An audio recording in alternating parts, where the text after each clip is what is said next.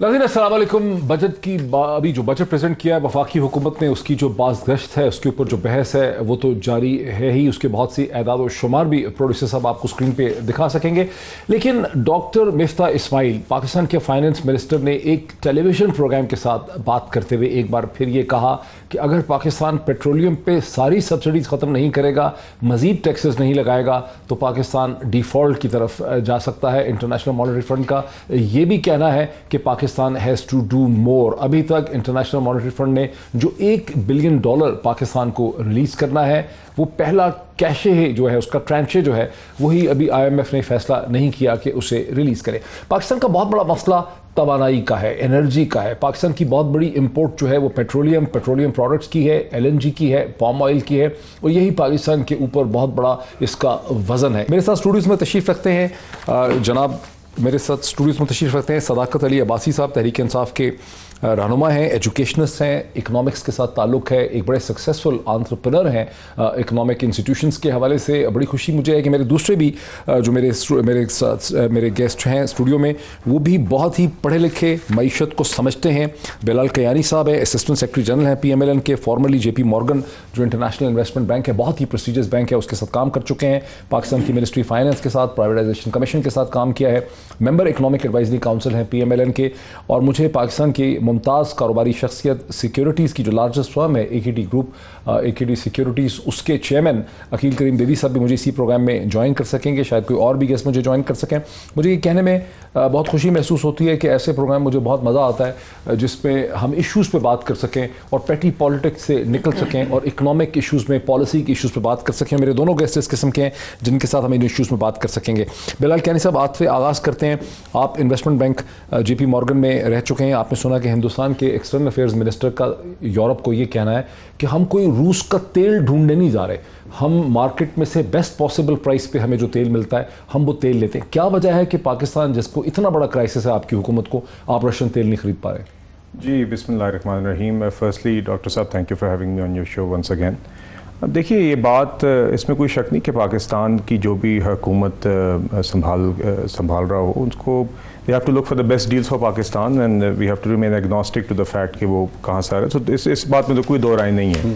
और अभी हमारा एक मैकेनिज़्म एक चलता आ रहा है, और ये आज से नहीं है, पहले से चलता आ रहा है, ऑयल की इम्पोर्ट्स का, और वो आपकी ब्रेंट और क्रूड प्राइसेस से लिंक्ड है, और वो सब कुछ है। तो यकीनन पहले भी ये बात हुई है कि ये जो रशिया ऑयल की चीज़ को PTI की हुकूमत प्ले अप करती है, बट हमने वो एक चिट्ठी देखी है जो वन वे चिट्ठी हमाद अज़हर साहब की, जिसका कोई रिस्पांस नहीं है। और अब जो आपने सफ़ीर की क्लिप्स दिखाए हैं, उसमें भी वो बता रहे कि there is no agreement as such, but यकीनन अगर कोई इस तरह की ऑप्शन अवेलेबल हो, चीप ऑयल, तो आपने अप्रोच करनी है ना, अगर इनको नहीं जी, I'm sure it's not just Russia, I mean from anywhere in the world जहाँ से हमें we can have a smarter strategy for buying oil. I think we should explore it. मगर इधर कोई चीज़ थी नहीं जिस चीज़ को इतना उठाया गया है। और मेरी अंडरस्टैंडिंग ये है कि अगर आप वहाँ पे, अगर जो ये कहते हैं वो ट्रू भी होता, तो वो it would have been only a very small fraction of जो हमारी रिक्वायरमेंट है। नॉनदलेस, मेरे जहाँ तक मेरा इल्म है, जिस तरह इन्होंने अमेरिकन साजिश की बात की और चीज़ें, और उसमें नहीं जाना चाह रहा, बट इट फील्स लाइक एक बात थी, उन्होंने अपने एक नैरेटिव के अंदर चलाई है जिसके कोई पाँव नहीं थे। वो अमेरिकन साजिश तो चले, उनका बयानिया है, लेकिन हिंदुस्तान जो 1% तेल इंपोर्ट करता था रशिया से, अब वो 18% इंडिया का क्रूड इंपोर्ट जो मई में है वो रशिया से हो रहा है। और जो यूरोपियन लोग, सबसे बड़ा इंपोर्टर जो है जो रशिया के तेल का, वो इस वक्त चीन है जो 12.6 बिलियन यूरो का वहाँ से ले रहा है। जर्मनी जो 12.1 बिलियन का ले रहा है। इटली जो 7.8 बिलियन का ले रहा है। नीदरलैंड्स 7.8 बिलियन, तुर्की 6.7 billion, Poland 4.4 billion, France 4.3 billion, India 3.4 billion और बेल्जियम 2.6 बिलियन। ये बेसिकली डेटा है जो फॉर्चून पब्लिकेशन है उसमें से मैंने लिया। हमें जबकि इतना बड़ा प्रॉब्लम है और रूस का तेल सस्ता, ये सब इसलिए ले रहे हैं कि रूस सस्ता डिस्काउंटेड तेल बेच रहा है क्योंकि उनको पॉलिटिकल क्राइसिस है, उनको और सैंक्शंस उन पे है नहीं ईरान पे। क्या वजह है कि आप अभी तक रूस का तेल हासिल नहीं कर पाए? नहीं, आई एम श्योर, देखिए अगेन, एक तो चीज़ है कि कोई चीज़ तय नहीं पाई भी ना, एक हमारी जो एग्जिस्टिंग जो आपकी हुकूमत, जी, बट आई एम श्योर हो सकता है जी, I am sure petroleum ministry जो है रोज़मर्रा में, जिस तरह not just Russia, I am sure other markets के साथ भी जो चाहे वो गैस हो, चाहे वो ऑयल की पॉसिबिलिटीज़ हो, वो एक्सप्लोर हो रही होंगी और वो करनी चाहिए। We should not remain one dimensional. So I totally agree with this. मगर इधर कोई ऐसा चीज़ है नहीं, मतलब कि इट्स है से क्या मतलब है? नहीं, इन द सेंस कि जो एक इंप्रेशन ये बनाया गया कि एक चीज़ रेडी पड़ी हुई है जो हमारी जो यहाँ पे एक रेडिकल डिफरेंस लाएगी, ऐसा नहीं ना था, ना है। मगर मैं आपकी इस बात से ज़रूर इत्तफाक करता हूँ कि हमें जहाँ से भी हमें अपॉर्चुनिटी मिलती है कि हम पाकिस्तान के अंदर सस्ता तेल ला सकें, हमें लाना चाहिए। मैंने एक दो बातें सुनी है, मैं टेक्निकल इसमें मेरी एक्सपर्टीज़ नहीं, इसलिए मुझे नहीं पता, मगर आई हैव हर्ड कि शायद कोई आपकी जो ग्रेड ऑफ ऑयल है वो भी पाकिस्तान में शायद यूज़ हो सकता है, नहीं हो सकता, उसकी भी कोई इशूज़ हैं। बट नॉनदलेस प्रोसेसिंग कर देंगे अपनी रिफाइनरी की। बट एनी हाउ, अगर if it's possible from anywhere in the world, we should definitely buy it. अच्छा, उसमें ये है कि ये सही है कि उनके साथ एक MOU साइन नहीं हुआ, एग्रीमेंट नहीं हुआ, लेकिन हाईएस्ट लेवल पे जब बात होगी आप इनकी ब्लफ कॉल कर सकते थे। जो खत भेजा था आप उसके ऊपर फौरी तौर पे खत भेजते, हुकूमत आ गई थी 10 अप्रैल को। देखिए, हुकूमत पाकिस्तान की तरफ से खत गया हुआ है ना इनकी तरफ से, अगर उसकी तरफ से उनकी तरफ से कोई पॉजिटिव रिस्पांस आया होता या नहीं आया होता तो वो हमें अभी तक पता चल जाता। But once again I will need to check. हो सकता है पेट्रोलियम मिनिस्ट्री ने, आप हमें कुछ तो कमिटमेंट दे देना कि अगर इनकी तरफ से खत गया था हमाद अजहर की तरफ से, तो आपकी गवर्नमेंट उस पर पोजीशन लेती कि जी हमारे प्राइम मिनिस्टर पिछला जो था उसके साथ आपकी बात हुई थी, हमें एक्सपेक्टेड है कि 30-35% हमें उसमें कंसेशन मिल सकती है, आप हमें बल्कि बेहतर उससे कंसेशन दें, तो बात दूध पानी वंस अगेन जी अलसे के मुमकिन है कि वो बात ऑलरेडी हो रही हो। And again when I am next time on the show, I can ask the petroleum ministry और द रेलेवेंट ऑफिशियल्स कि उसके ऊपर जो भी अपडेट हो हमारे एंड से चेक करें। But so far as I know यहाँ से एक अप्रोच गई जिसका पॉजिटिव रिस्पांस रशियन साइड से नहीं आया जी। नहीं है, आप समझते नहीं आया? नहीं अभी तक तो देयर इज नथिंग। नो। अच्छा, आप लोगों ने छोड़ा हुआ है, रशियंस आपको देना ही नहीं चाहते थे। आपको बहुत शुक्रिया, आपने अपने प्रोग्राम के लिए, आपको अंदाजा तो हो गया कि वजीर खजाना साहब कहते हैं कि शायद उधर कोई सैंक्शन लगी हुई है, इसलिए हम गंदम और तेल नहीं इंपोर्ट कर सकते। मैं कोई सैंक्शंस नहीं है, नहीं मैं वरना फ्रांस और नॉलेज का ये इल्म था कि उनको इतनी इंपॉर्टेंट चीज, पाकिस्तान का सबसे बड़ा इंपोर्ट बिल। और डॉक्टर साहब खतरे की बात क्या है, पाकिस्तान के रिजर्व खुदा न खास्ता इतनी तेजी से नीचे आ रहे हैं, और रिजर्व बचाने का एक ही तरीका है, जाएं दुनिया में सस्ती गंदम ढूंढें, सस्ता तेल ढूंढें, इंपोर्ट सब्सिट्यूट यहाँ पे तैयार करें, वरना खुदा ना खास्ता, अल्लाह ना करे मेरे मुंह में खाक, ये पाकिस्तान को, ये जो इंपोर्टेड रजीम है, ये कहीं श्रीलंका वाली सूरत हाल पर ना लेके जाए। और आप और मैं, हमें मतलब इसके लिए हम समझते हैं तो हमें बड़ी फिक्र है। लिहाजा हुकूमत की सीरियसनेस क्या है कि जनाब हमें जो IMF कहेगा वो लोगों पर डाल देंगे। इस हुकूमत जो महंगाई का नारा लगा के आई थी, कि महंगाई की मार्च करके आई थी, इसने महंगाई का वो हाल कर दिया कि हमने 3.5 साल में 50-55 रुपए का तेल महंगा किया। हमें IMF ने हमें भी कहा इन्होंने तेल महंगा करे, हमने सस्ता किया। इन्होंने कैसे कर दिया? ये तो एक इवॉल्विंग सिचुएशन है पाकिस्तानी इकोनॉमी की, जिसमें आज ये जो डेवलपमेंट के नाम पे अपने MNS MPs को पैसे बांट रहे, काटे ना वो सब्सिडी दे। कितने पैसे बांट? देखिए ना, अभी इनका जो आपका डेवलपमेंट का बजट है, खुदा न खास्ता पाकिस्तान को बचाना बांट रहे हैं कोई अभी MNS को ये 70 अरब रुपए दे रहे हैं। मैं आपको खबर दे, 70 बिलियन रुपीस ये इस बजट में ये MNS को दे रहे हैं। मैं आपको खबर दे रहा हूं, ये कहां से चेक करें सर। अब पहले मुझे इजाजत दें, क्योंकि 70 अरब रुपया मैंने आपके पहले, ये क्या होगा, ये MNS को जाएगा उनके हलकों में, ताकि इलेक्शन को ये इन्फ्लुएंस कर सके। नंबर 1 नहीं, बजट में रखे हैं 70। जी 70 अरब बजट में रखे। इनके PMLN के जो क्या कहना चाहिए कैंडिडेट्स हैं, जो पॉसिबल कैंडिडेट्स हैं, उनके लिए। दूसरी बात, PTI गवर्नमेंट ने क्या किया, हमें भी IMF की तरफ से, जाहिर है IMF तो कहता है कि आप बजट को बैलेंस करें, तो आप क्या करते हैं, आप या रेवेन्यू का सोर्स बढ़ाते हैं या दूसरे खर्चे कट करते हैं। अगर आप ये चाहते हैं कि पाकिस्तान, आप तो पाकिस्तान को ठीक करने आए थे, तो आपने क्या कर दिया, आज आपका पूरी दुनिया में मजाक बना है। ना इंटरनेशनल कोई फाइनेंशियल इंस्टीट्यूशन आपको पैसे दे रहा है, ना आपको UAE ने दिया, ना आपको टर्की ने दिया, ना आपको सऊदी अरब ने दिया। क्यों? टर्की ने कहां से देना था, वो तो बैंकरप्ट खुद। नहीं, सबको पता है। टर्की की भी कहानी आपको अभी सुनाऊंगा। आपको टर्की जाने के लिए हमने पता नहीं कितने करोड़ के इश्तिहार दिए, हम जा रहे हैं जनाब, पैसे ले रहे। मुझे बताएं, हमारा वजीर आजम पाकिस्तान में क्राइसिस है, तो टर्की और पाकिस्तान को निकालने जाएगा या घूमने फिरने जाएगा? तो मुझे जो इंपोर्टेड रजीम आया, इन्होंने जिस तरीके से 2-2.5 महीनों में जो पाकिस्तान का हाल कर दिया, कि इस वक्त आज का पता है डॉलर रेट और बैंक का रेट क्या है, 205 से ऊपर चला गया। 208 रुपए का प्राइवेट। मैं वो कह रहा हूं, बैंक का रेट ये पाकिस्तान की तारीख का हाईएस्ट है। तो ये तजर्बाकार थे, यही तजर्बा था। आप अच्छा, अब हमारी बात करते हैं जी। आप हमारा इकोनॉमिक सर्वे देख लें, पाकिस्तान की तारीख में 5.5% के 2 कंसेक्टिव ईयर में ग्रोथ 2004-5 में आई थी। हमने वो दे दी। आप हमारी इंडस्ट्रियल ग्रोथ देखें, एग्रीकल्चर ग्रोथ देखें, लार्ज स्केल मैन्युफैक्चरिंग देखें, हमारा टेक्सटाइल देखें, हमारा आईटी एक्सपोर्ट देखें, हमने टूरिज्म को दुनिया का best, one of the best countries में बनाया। हमारी इनका मसला ये है, नहीं बिलाल, वो तो चले बहुत सी चीजें उनकी पोजीशन है, लेकिन 70 अरब रुपए कैसे दे रहे हैं आप लोग? खजाना में है ही नहीं पैसे आपके। सर अब मुझे इजाजत दीजिए, देखिए मैंने बड़ी कोशिश की, आपने पहले सवाल पूछा कि इसको हम बड़ा ए पॉलिटिकल तरीके से उन्होंने आके अपने रटे रटाए नहीं सर, अब गुजारिश नहीं आपने जो भी बताना बताइए, 70 अरब रुपए कैसे रखे हैं? सर इट्स जो आपके डेवलपमेंट प्रोजेक्ट्स में सस्टेनेबल डेवलपमेंट गोल्स के तहत होता है, डिस्ट्रिक्ट डेवलपमेंट होती है, दिस इज यूजुअल। इन्होंने भी माशाल्लाह बेताजा लोगों के हाथों में पकड़ाए हैं, कोई ऐसा इशू नहीं है हमारे यहाँ। दूसरे डिस्ट्रिक्ट डेवलपमेंट के नहीं ये पीएचडी है, मगर सर अब आप मुझे जस्ट अलाउ मी, क्योंकि आपने कहा कि अब्बासी साहब का इकोनॉमिक बैकग्राउंड है, ये वो आई थॉट एक संजीदा डिस्कशन होगी, मगर इन्होंने आके वही कहा जो उनके बंदे रटे रटाए टॉकिंग पॉइंट्स फाइनेंस मिनिस्ट्री से, वो भी फैक्चुअली रॉन्ग इन्होंने बताएं। तो अब आए जरा हकायक पे जरा बात करते हैं। ये जो 4 साल की बात कर रहे हैं ना, जो शख्स आपका व्यूअर बैठा हुआ है जो 15,000 रुपये का राशन डालता था ना 2018 में, उनसे पूछें खान साहब के जाते वो 30,000 रुपये में भी वो राशन डाल सकता था कि नहीं? मैं ऐसे लोग जानता हूँ, जेलम से मेरा ताल्लुक है, जो 800 रुपये का बिजली का बिल दे के 2018 में कम से कम एक कमरे के अंदर एक बल्ब और एक पंखा लगा के पूरे खानदान को बिठा सकते थे। ये जब खान साहब छोड़ के गए तो 2500 और 3,000 रुपये में पूरा नहीं कर सकते थे। कर्जों में इन्हें 78% इजाफा किया, जो शौकत तरीन साहब कहते हैं नहीं हमने तो सिर्फ 76% किया है। आपकी डबल डिजिट इन्फ्लेशन थी, फॉरेन एक्सचेंज रिजर्व जिसकी ये बात करें, और मुझे बड़ा ये देख के हैरानगी होती है, मुजम्मिल असलम साहब थे, इनके दीगर मैं कॉलीग्स को देखता हूँ शोज पे, ये इस तरह बात करते हैं जैसे 2 महीने पहले इनकी नहीं जमात इस्लामी की हुकूमत थी। मुस्कुराहटें होती हैं मुंह पे जब माशी मसाइल की ये बातें करते हैं, और इस तरह करके बताते हैं कि देखें मुल्क कितनी दलदल में, जैसे इनकी हुकूमत नहीं थी 2 महीने पहले। तो ये आग लगा के मुल्क को गए हैं, और ये मैं आपको बताऊं पहले इन्होंने तबाही फेरी 4 साल, और जब वोट ऑफ नो कॉन्फिडेंस आया तो उस टाइम पे इन्होंने कहा कि जो बची कुची उसको अपने हाथ से आग लगा के जाएं, कि हम अगर इस गांव में नहीं रह सकते तो पूरे गांव को आग लगा के जाएं। दिसंबर के अंदर स्टाफ लेवल एग्रीमेंट इनके वजीर खजाना शौकत तरीन साहब ने की, ब्लैक एंड व्हाइट के अंदर लिखा हुआ है कि हम 30 रुपये पेट्रोलियम डेवलपमेंट लेवी लगाएंगे। वो एक बुनियाद थी जिसके ऊपर IMF का प्रोग्राम रिवाइव होना था। वो प्रोग्राम रिवाइव करने के बजाय मार्च के अंदर जब इनको वोट ऑफ नो कॉन्फिडेंस में नजर आ गया कि अब हम जा रहे हैं, तो उन्होंने उस पर ना सिर्फ रेनेग किया, मतलब कि वो PDL भी नहीं लगाई, और IMF को बताए बगैर, एतमाद में लिए बगैर सब्सिडी पॉपुलिस्टिक अनाउंस कर गए, जो हम नहीं अफोर्ड कर सकते थे। और क्यों नहीं अफोर्ड कर सकते थे? पिछले साल इस जो माली साल अब खत्म हो रहा है, इसका इनका बजटेड डेफिसिट 3400 अरब रुपए था।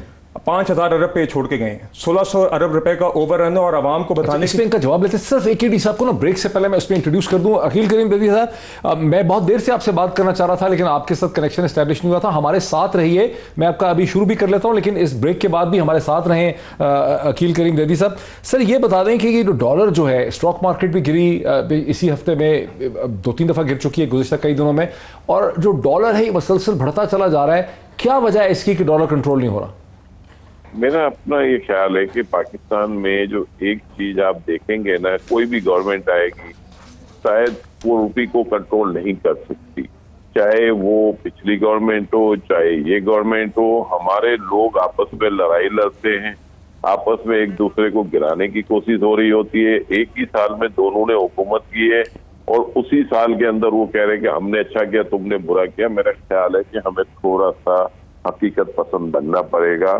हमारा रुपये जो वीक हो रहा है, आज तक कभी ने इसको किसी ने फोकस नहीं किया। 4 साल में हमारा रुपये 100% मतलब रुपए 8 आना हो गया। अब आप मुझे बताएं कि इन्फ्लेशन तो यहाँ से आ रहा है, हम चीखे मार रहे हैं, महंगाई हो गई। महंगाई तो जो इंटरनेशनल फिनोमा है उसी के साथ हम भी हैं, पूरी दुनिया उसकी लपेट में आई है, हम भी उसी लपेट में आए हैं। लेकिन अल्लाह ताला ने हम पे ये करम कर दिया है कि कोविड के दिनों में अल्लाह ने हम पे जो करम किया वो शायद बहुत कम लोगों को इतनी अपॉर्चुनिटी मिली होगी कि हमारी इकोनॉमी जो बहुत ज्यादा खतरा लग रहा था वो उससे हम बाहर निकल गए।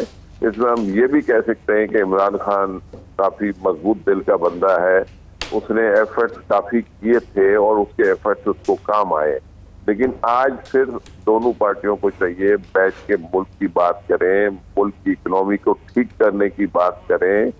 हम क्यों ये बातें कर रहे हैं कि आपने ये कर दिया हमने वो कर दिया? ये कोई महीने 1.5 महीने के अंदर तो सब कुछ नहीं हुआ है, ये तो होता आ रहा है। रुपया आपका वीक होता है, इन्फ्लेशन तो आना ही आना है। ये तो हो नहीं सकता कि इन्फ्लेशन ना आए। और आज भी हम देख रहे हैं रुपये की वीकनेस सिर्फ इसलिए है कि आप और हम बैठ के मजबूत बातें करें। फाइनेंस मिनिस्टर साहब को अगर तेल की प्राइस बढ़ानी है तो बढ़ा दें भाई, लेकिन ये कहने की क्या जरूरत है कि अभी टफ टाइम देखना पड़ेगा? अबे भाई पूरी जिंदगी वही देखते आए हैं, ठीक है। अब आप हमें क्यों ये सुना रहे हैं। अकील करीम साहब, बड़ी आपने बड़ी अच्छी बात की, आपने बड़ी ज़बरदस्त बात की। मेरे साथ रहिए, मुझे एक ब्रेक लेने दें। ब्रेक के बाद हम इस इशू को भी उठाते हैं कि प्राइम मिनिस्टर शहबाज शरीफ साहब जब से ऑपोजिशन लीडर थे आज से 2-3 बरस पहले, उस वक्त से उन्होंने कहा था कि पाकिस्तान को एक मिसाक मईशत यानी एक इकनॉमिक कंसेंसस या एक चार्टर ऑफ इकॉनमी चाहिए। वो चार्टर ऑफ इकॉनमी की बात तो उन्होंने खैर कर दी, लेकिन जो जमातें एक दूसरे के इतने खिलाफ हैं, जिनका रिलेशनशिप इतना टॉक्सिक और पॉइजनस है, वो किस किस्म के चार्टर ऑफ इकॉनमी पे एग्री कर सकेंगे? और क्या बेयर मिनिमम है, कॉमन डिनोमिनेटर हो क्या सकता है जिस पे एग्री करना हमें चाहिए? हमारे साथ तीनों ऐसे इस वक्त लोग हैं जो मईशत को बहुत अच्छी तरह से समझते हैं। इस पर मजीद बात करते हैं एक ब्रेक के बाद। नाज़रीन, वेलकम बैक। वक्फे से पहले अकील करीम दैदी साहब ने, जो पाकिस्तान की एक मुमताज़ कारोबारी शख्सियत भी हैं, पाकिस्तान की सबसे बड़ी जो सिक्योरिटीज़ की फ़र्म है, ये वो फर्म है जो पाकिस्तान में नई कंपनीज़ के जो इनिशियल पब्लिक ऑफरिंग IPO जिसे कहते हैं, उसे लॉन्च करने में मदद करती है। इसकी एक स्पेशलाइजेशन है, स्टॉक मार्केट के हवाले से बात करते हैं। उन्होंने ये कहा कि जो सूरत हाल है ये किसी एक सियासी जमात की नहीं है, हम एक क्राइसिस साल के अंदर हैं। और फिर उसके बाद मैंने कहा कि पाकिस्तान के प्राइम मिनिस्टर जब अपोजिशन लीडर भी थे शहबाज शरीफ साहब, तो उस वक्त से वो एक मिसाक मईशत की बात करते चले आए हैं। लेकिन हम ये भी जानते हैं कि इन सियासी जमातों के दरमियान कितने टॉक्सिक, कितने पॉइजनस, कितने जहर अंगेज़ किस्म के इनके दरमियान रिलेशनशिप हैं। तो क्या बेयर मिनिमम हो सकता है मईशत के हवाले से जिस पे इन सियासी जमातों को एग्री किया जा सकता है या करना चाहिए? कैसे हम मीडिया से उस कॉन्सेप्ट और आइडिया को प्रमोट कर सकते हैं? इस डिस्कशन का मैं आगाज़ करता हूँ कियानी साहब से।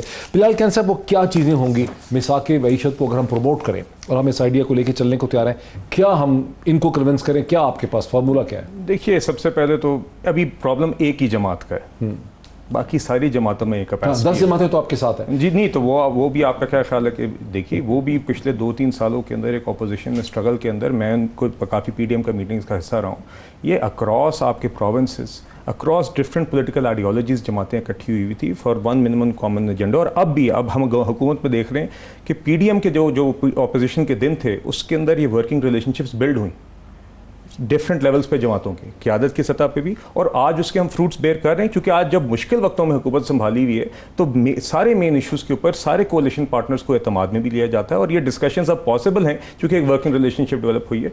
जब PMLN अपोजिशन में थी, जब PDM की जमातें अपोजिशन में थी, तो शहबाज शरीफ साहब ने बार बार हाथ बढ़ाया कि मैं लीडर ऑफ द अपोजिशन हूँ, आप लीडर ऑफ द हाउस हैं, इस हाउस को एक तरीके से चलाएं, मगर दे रिफ्यूज्ड। वज़ीर आज़म साहब जो थे उस टाइम पे, इमरान खान साहब, वो कहते थे जी मैं नहीं हाथ मिलाऊंगा। He was not able to look beyond his ego, और वो आज भी हमें मसला है। तो एक ताली दो हाथों से ही बचती है। और फिर भी शहबाज शरीफ साहब ने वज़ीर आज़म बनने के बाद भी बार बार चार्टर ऑफ इकॉनमी का जिक्र किया है। थोड़ा सा इस पर प्रॉब्लम है। वो प्रॉब्लम ये है कि हुकूमत की, इमरान खान हुकूमत की गिरने से सिर्फ चंद हफ्ते पहले शहबाज शरीफ साहब ने ये कहा कि एक यूनिफिकेशन गवर्नमेंट होनी चाहिए माइनस PTI, और प्राइम मिनिस्टर बनने के बाद उन्होंने कहा कि हमें दोबारा 4 साल बाद, तो ये अब 4 साल बाद जब आप ना करते रहे और एक शख्स जो है वो इस चीज पे बज़िद है कि ना उसने हिस्सा बनना है, ना उसने आइन को देखना है, तो फिर someone becomes toxic, he can potentially make everything toxic. मैं इखलाकी तौर पे बिल्कुल उनको क्रिटिसाइज नहीं कर रहा। तो उन्होंने कहा कि यूनिफिकेशन हुकूमत बननी चाहिए माइनस PTI। फिर 10 अप्रैल को वो यूनिफिकेशन हुकूमत बन गई माइनस PTI।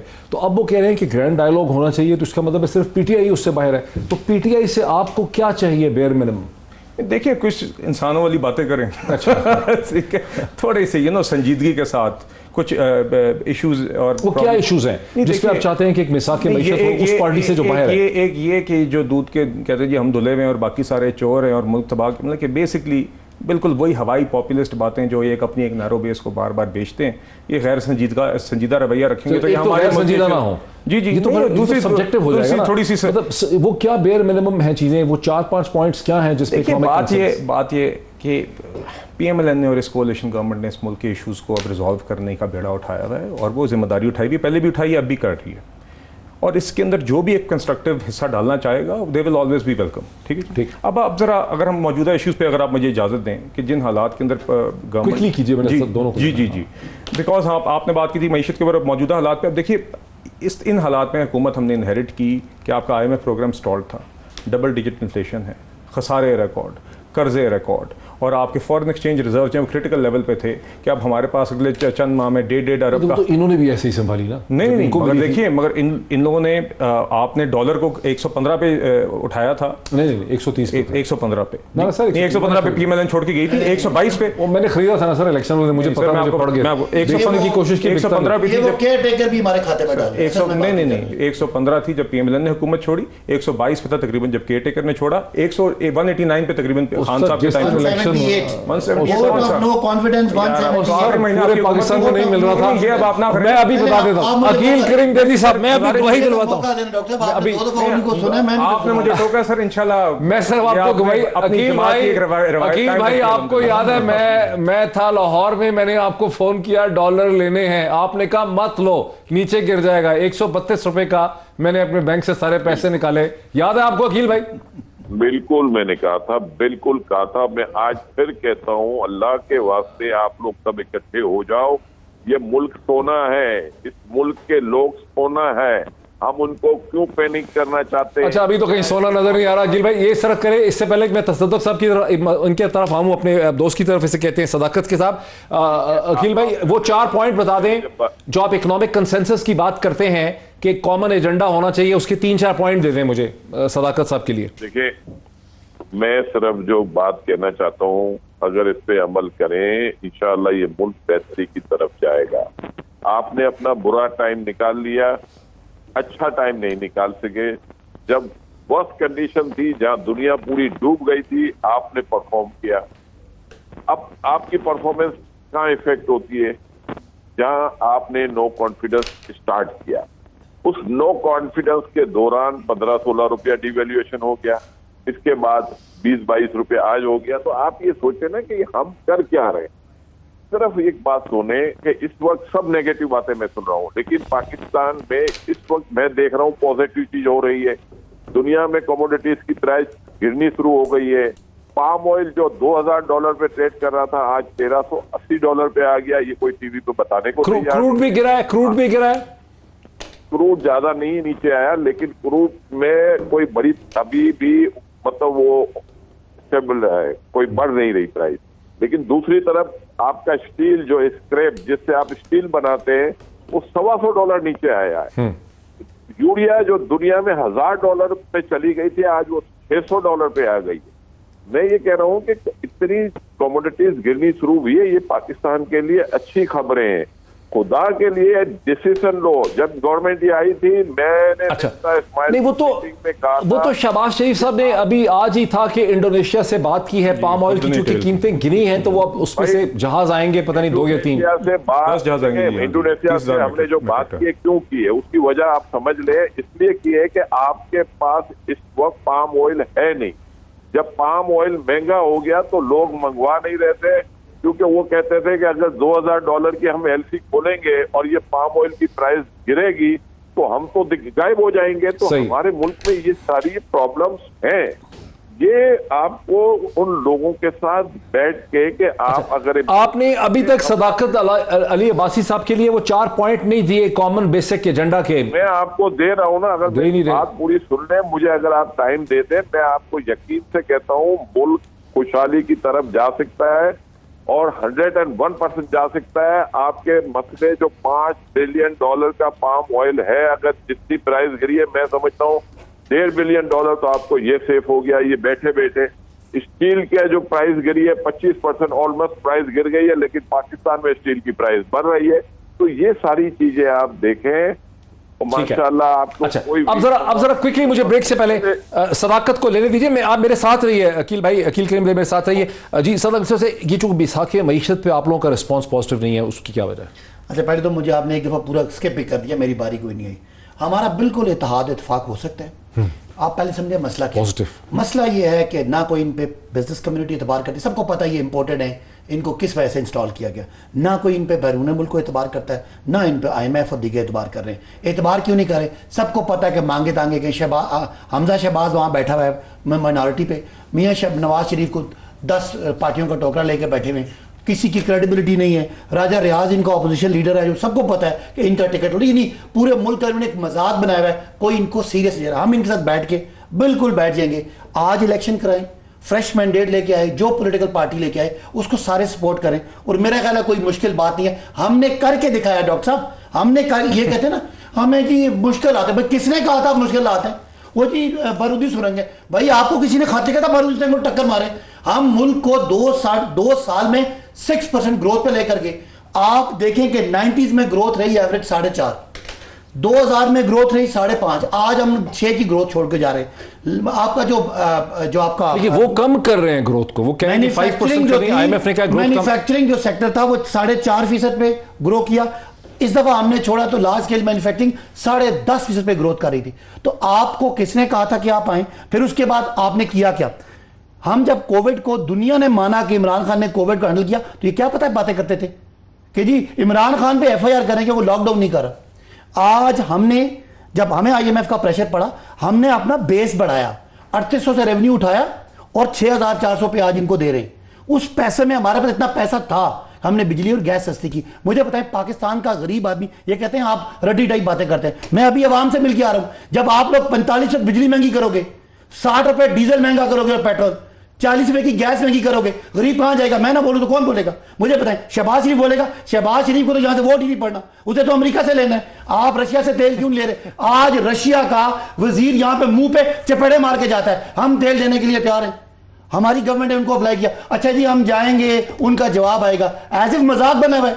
पाकिस्तान डूब रहा है और आपको ये क्यों शहबाज शरीफ में बैठे हैं? इसलिए कि वो मकसूद चपड़ासी मर गया। 16 अरब रुपए का केस है। डॉक्टर साहब ये मजाक नहीं है, भाई मेरे हंस रहे हैं। शहबाज शरीफ के अकाउंटों में तो 16, अदालत क्या, प्रोसिक्यूशन कौन है? FIA सुने, FIA किसके अंडर? FIA किसके अंडर है? शहबाज शरीफ के अंडर। सारे आपके प्रोसिक्यूटर बदले, कौन सुने? जिस चपड़ासी की तनख्वाह 2500 रुपए थी, उसके अकाउंट में 4000 बिलियन रुपीस, 4000 मिलियन, 4 अरब रुपया उसके अकाउंट से निकलता है। आप कहते हैं मजाक है, और शहबाज साहब आते हैं और हफ्तों में केस खत्म हो जाते हैं। तो मसला क्या है? इनका अपना उल्लू सीधा करना है। आधे ये बाहर बैठे हुए, प्रॉपर्टी इनकी बाहर है, यहां इन्होंने अपने केसेस माफ कराने और इनका कोई इंटरेस्ट नहीं है। आज मेरा मुल्क डूब रहा है और आप कहते हैं मैं बात ना करूं। मुझे बताएं, एक गरीब आदमी, मैं ब्रेक ले लूं, इनको मैं याद कराता हूं। हमजा शहबाज कहता था कि इमरान खान ने 6 रुपए का पेट्रोल महंगा किया, उसके सीने में दिल नहीं है, पत्थर है। आज 60 का पैदा किया और तुम्हारे दिल में तो लो है। मैं जरा एक ब्रेक ले लूं। मिसाक मईशत का जो इशू है वो वही रह गया, चूंकि दोनों पार्टियों के दरमियान इतनी तलखियां, इतनी मिसअंडरस्टैंडिंग है। कहा तो है सदाकत साहब हम करते हैं, हम करने को तैयार हैं जी, वो चाहते हैं कि इलेक्शन करवाया जाए। इस पर मजीद बात करते हैं एक ब्रेक के बाद। नाज़रीन वेलकम। जैसे कि वक्फे से पहले आपने सुना कि जनाब सदाकत अली अब्बासी साहब का कहना यह है कि बेहतरीन तरीका इकोनॉमिक कंसेंसस पैदा करने का यह है कि अर्लीस्ट पॉसिबल इलेक्शन कराएं। ऑटोमेटिकली तौर पर चीज़ों के बारे में आवाम का और पार्टीज का एक कंसेंसस पैदा हो जाएगा।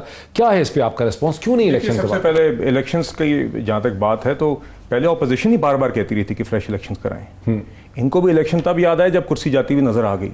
वोट ऑफ नो कॉन्फिडेंस बहुत अरसे से PDM ने और सारी ऑपोजिशन, उस टाइम की ऑपोजिशन जमातों ने अनाउंस किया था कि हम वोट ऑफ नो कॉन्फिडेंस ला रहे हैं। अगर इलेक्शन पे इतना इनको यकीन था तो इमरान खान साहब के पास पूरा इख्तियार था कि वो असेंबलीज डिसॉल्व करवा के प्रेसिडेंट को अब मैं आपको बताता हूँ, उसकी वजह बताता हूँ। क्योंकि जब हम पहले इनिशियली हमारी हुकूमत का भी यही इरादा था कि आएंगे, एक दो जो बुनियादी रिफॉर्म्स करा के फ्रेश इलेक्शन बजट भी नहीं देंगे। हाउएवर जब हमने अस्यूम किए पावर, तो हमने देखा है कि खासतौर पर जो आपके मुआशी हालात हैं, जिस नोयत के, जो उनकी ग्रेविटी है, उसको देखते हुए ये एक केयर टेकर गवर्नमेंट का नहीं मामला था कि वो इन 3-4 महीनों में संभाल सके। ये एक लेजिटिमेट पॉलिटिकली इलेक्टेड गवर्नमेंट थी और खासतौर पे इस तरह की कोalition गवर्नमेंट जिसके तहत सबका बायन था, वही इस टाइम पे नेविगेट कर सकती थी हमारी मईशत को। इसीलिए हमने ये जरूरी समझा, वरना आप केयर टेकर के ऊपर छोड़ के उम्मीद करें कि वो चीज संभालेगी, that would have not been fair on the people of Pakistan. Democratically elected government को ही ये संभालना चाहिए। और मेरे भाई ने कहा कि क्या शौक था टक्कर मारने का, ये सही कहते हैं, हमारे लिए बड़ा आसान था कि इमरान खान साहब को सही बिल्कुल लेजिटिमेटली हटाया और आती फ्रेश इलेक्शन कॉल कर देते, और ये जो सारा इकोनॉमिक मसला है ये केयर टेकर आके उठाती और हम इलेक्शन में चले जाते। मगर that would have not been the responsible thing to do. हमें भी पता है इन मुश्किल हालात की और इन मुश्किल फैसलों की जो पॉलिटिकल कॉस्ट है वो क्या है। ऐसा सवाल जो नहीं सुना होगा आपने जी, वो ये है कि क्या ये नहीं हो सकता कि आप तीनों बड़ी सियासी जमातों के दरमियान एक एग्रीमेंट हो जाए जिसमें ये भी सपोर्ट करें IMF के साथ जो सारी चीजें हो, और उसके बाद आप लोग असेंबलियां तोड़ दें और बेसिक कॉमन कंसेंसस एग्री कर जाए कि ये रिफॉर्म्स हमने करनी है, फिर इलेक्शन में देखिए अब तो इलेक्शन अगले साल ही होंगे और वो जब ये गवर्नमेंट, जब प्राइम मिनिस्टर शहबाज शरीफ साहब और जमातें चाहेंगी तभी होंगी। क्योंकि अब हमने एक डिसीजंस का प्रोसेस शुरू किया है। अब IMF के साथ नेगोशिएशन है, कुछ मुश्किल मुआशी फैसले भी उठाए हैं और भी फैसले उठा रहे हैं। अब इन सबको एक लॉजिकल एंड पे ले जाके ही फिर इलेक्शन होने चाहिए, जो हमारे हिसाब से अब इस पार्लियामेंट्री टर्म के एंड पे अगले साल अक्टूबर में होने चाहिए। अगर आप मुझे इजाजत दीजिए, इसका मतलब है कि असेंबलियां तोड़ेंगे मई में? नहीं, असेंबलियां विल कंप्लीट देयर टर्म, तो मई में खत्म हो जाएगी। जी, मेरे ख्याल से अगस्त में बनती है, मेरे ख्याल से अगस्त में बनती है गालिबन, और अक्टूबर में फिर 2 महीने बाद इलेक्शन बनते हैं as per the constitution. I think अगर आपका 60 डेज के अंदर अगर आपकी पार्लियामेंट टर्म कंप्लीट करे तो होते, this is my understanding, but I may be wrong. तो इसको मद्देनजर रखते हुए अब जिन हालात में हमने हुकूमत संभाली, और ये टर्की की जो बात, क्या आपको ये लगता है कि इन्होंने एक ऐसा बयानिया शेप कर दिया कि आपको इलेक्शन में जाने से नुकसान होगा? नहीं, बात अब नुकसान की नहीं जी, बात यह कि अब हम आए हैं, अब हमने ये हालात का जायज़ा लिया है, मुश्किलात का जायज़ा लिया है, मुश्किल फ़ैसले उठाए हैं और जो काम शुरू किया है अब इसको अगले साल एंड तक पहुंचाएं, बजाय इसके कि ये जो हमने एक प्रोसेस शुरू किया है जिसके अंदर बहुत सारे इकोनॉमिक डिसीजंस भी हैं, इस काम को फिर से बीच में रोक के आप इलेक्शन की तरफ मुल्क को ले जाएं। अब आई थिंक ये बहुत अहम है कि इस हुकूमत ने एक मोमेंटम गेन किया है, ये अपने काम मुकम्मल करे, सही टाइम पर इलेक्शन हो, और ताकि इंशाल्लाह उसके बाद फ्रेश मैंडेट के साथ फिर से ये हुकूमत PMLN की हुकूमत आके ये चला सके। मुझे अगर आप मुख्तसरन इजाज़त दीजिए, मैं बजट के मतलब ज़रा एक बात करना चाहूँगा कि देखें, मैंने जैसे आपको पहले बताया कि 1600 अरब का बजट का ओवरशूट हुआ था इनका। मैं आपको जरा कॉन्टेक्स्ट में मुख्तसर एक बात बता दूं, 2013 से 18 के दरमियान फिस्कल डेफिसिट सालाना एवरेज 1600 अरब होता था। 2018 से 2022 और 2011 के दरमियान पहले 3 सालों में PTI के एवरेज फिस्कल डेफिसिट 3300-3400 अरब था। इस साल 5000 अरब है, हालांकि बजटेड डेफिसिट 3400 अरब था, और 1600 अरब का जो ओवरशूट टाइम मैनेज कर रहा है। इसका जवाब इनसे क्विकली, ये जो कह रहे हैं कि आपका ओवरशूट बहुत ज्यादा हुआ है इनके मुकाबले में, उसकी क्या बात है? बजट के सीलिंग पॉइंट्स अगर देखिए, बजट का मैं भाई को आगे बात करने का कोई फायदा नहीं है। बजट पे बिजनेस कम्युनिटी रिस्पॉन्ड करती है। बिजनेस कम्युनिटी ने बजट को इसलिए रिजेक्ट कर दिया कि बजट के बाद 2 चीजें आपकी नजर आती हैं। स्टॉक मार्केट का बिहेवियर बड़ा स्लाइड आ रहा, बिल्कुल एतबार नहीं किया।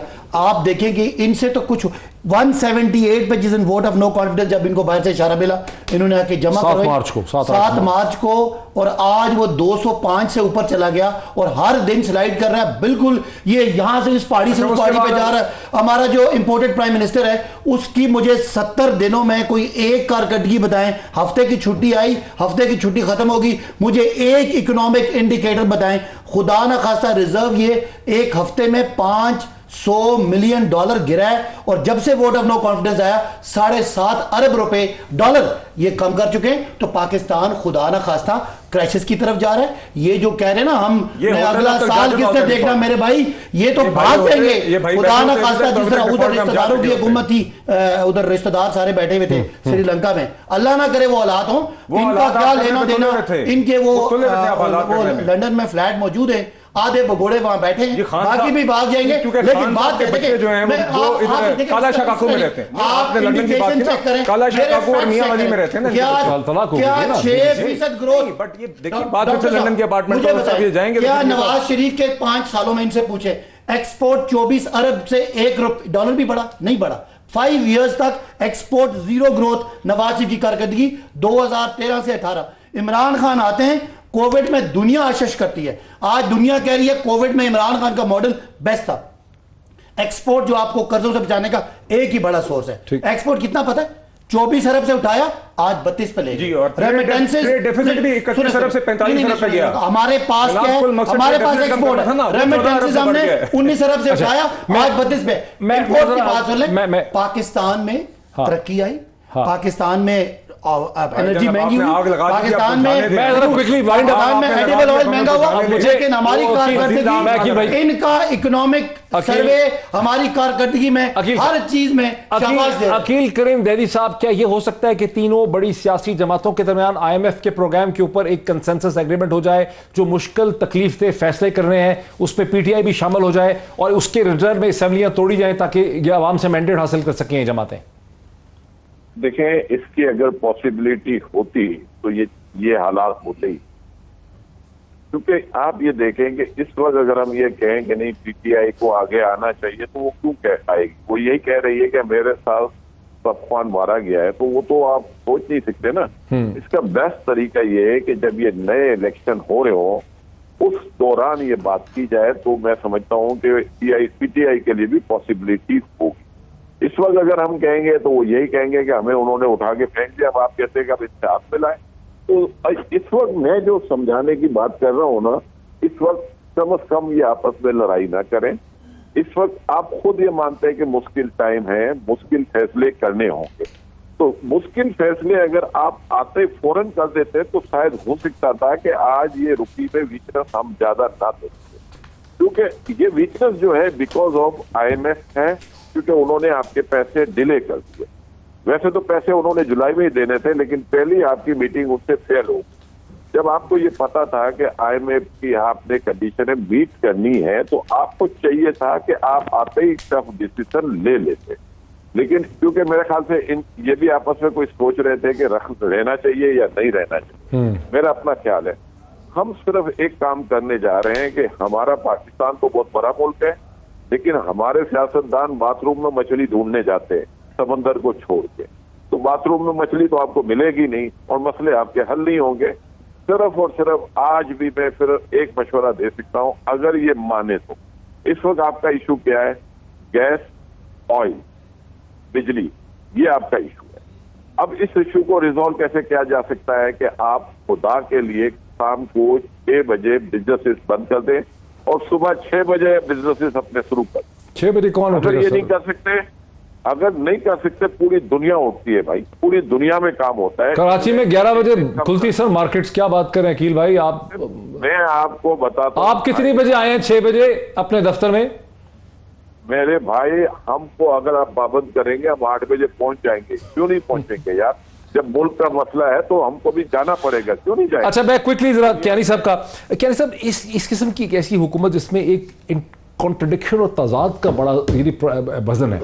प्राइम मिनिस्टर शहबाज शरीफ साहब हैं, साहिबजादे उनके पंजाब के चीफ मिनिस्टर हैं, ये बजाते खुद बहुत बड़ा तजाद है। और फिर उनके ऊपर केसेस, उनकी हुकूमत में खुद वो प्रोसिक्यूशन, वही DG FIA को लगाते हैं, FIA उनके केसेस ख़त्म कर देता है, वीक कर देता है।